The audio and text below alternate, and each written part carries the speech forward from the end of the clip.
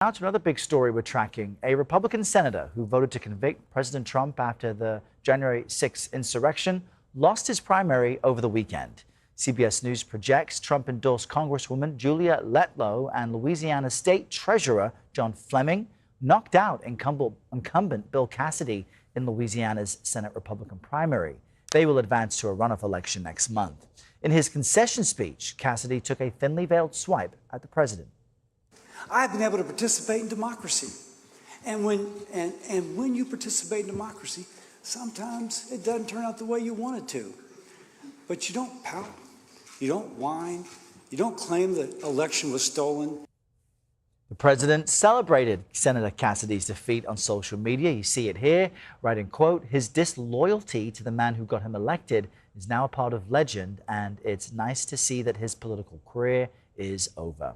Let's bring in CBS News political director Fin Gómez, who is tracking all of this. Fin, good morning. Always great to see you. Senator Cassidy losing this primary 5 years after voting to convict the president. Why do you think his defeat was so clear? Yeah, good morning, Errol.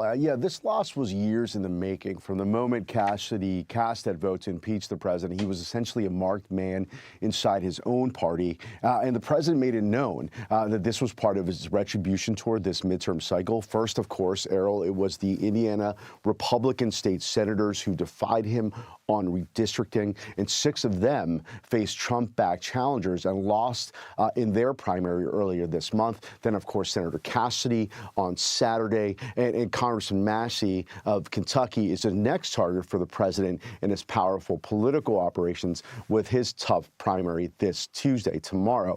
Cassidy represents a vanishing breed, Errol, sort of this institutionalist, traditional, conservative Republican willing to take to break with Trump on certain issues, but the lane has essentially been closed now. And Letlow had that Trump endorsement.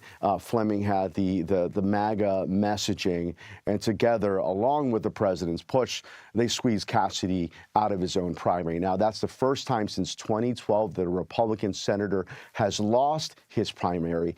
Back in 2012, it was Senator Dick Lugar who lost his primary out of Indiana. Errol. And Fin, yesterday on Face the Nation, Margaret Brennan asked Pennsylvania Republican Congressman Brian Fitzpatrick about this election result. Let's just play that for a moment. Is the message here for Republicans that if you dissent from the president, he's going to take you down? Well, it's one of the many reasons, Margaret, why we need to open primaries up in all 50 states. So, Fin, what do you think? Does the president's influence on primaries overall help or hurt Republicans' chances in the midterms coming up? It depends, and it can do both, essentially. In Republican primaries, the president's endorsement is still one of the most powerful forces in the party. We've seen candidates he backs win repeatedly, but in red states, in very red districts. The bigger question is what happens in more battleground districts and in November. Democrats that I spoke to believe that these Trump-aligned candidates can be too MAGA or too conservative for a battleground district, especially under this climate. We saw Anthony really showcase the tough political headwinds that the president is now encountering. The president's base, however, remains highly energized, and that aligned candidates can boost them out. There's this turnout and enthusiasm that can come from the base in those respective races. But the real test for the Republicans will be in the midterms will be whether these primary victories can translate into these competitive battlegrounds. And there's at least 16 toss-ups, according to UVA Center for Politics. And of course, with the president's approval ratings hovering so low, we could really have to see how it plays out in some of these tough elections this cycle. Errol. Just quite fascinating. Fin, thank you very much. Thank you.